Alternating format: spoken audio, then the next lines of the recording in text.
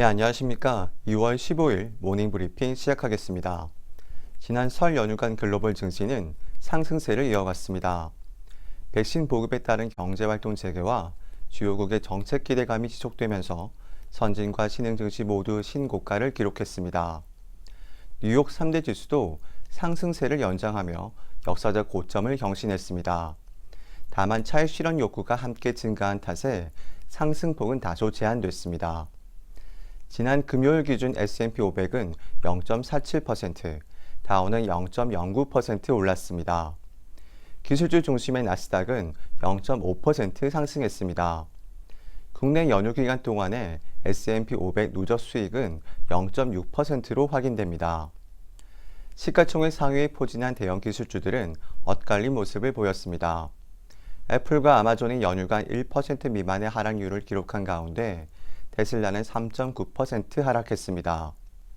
반면 마이크로소프트와 알파벳, 그리고 페이스북은 소폭 오름세를 나타냈습니다. 해당 종목들의 금요일 종가는 모두 강보합세로 마감했습니다. 반도체 관련주들이 연휴간 강세를 보였습니다.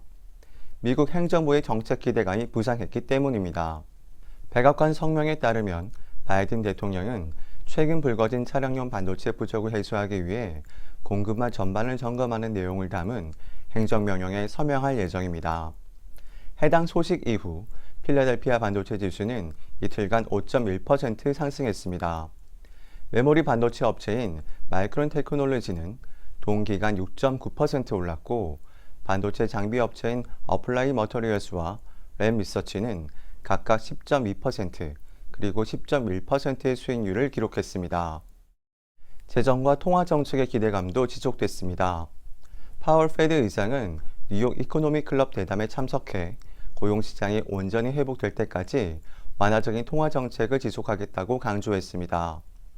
최근 시장에서 인플레이션 우려가 불거지고 있음을 감안하면 파월 의장의 이날 발언은 시장 친화적으로 해석될 수 있겠습니다.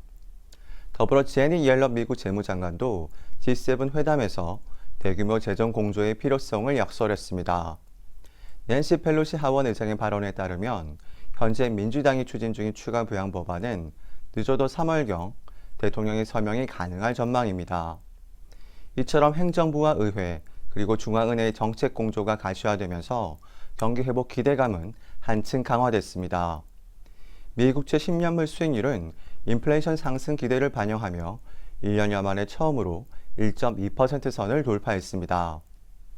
연휴간 업종별 수익률을 살펴보면 유가 강세에 힘입어 에너지 섹터가 가장 높은 상승률을 기록했습니다.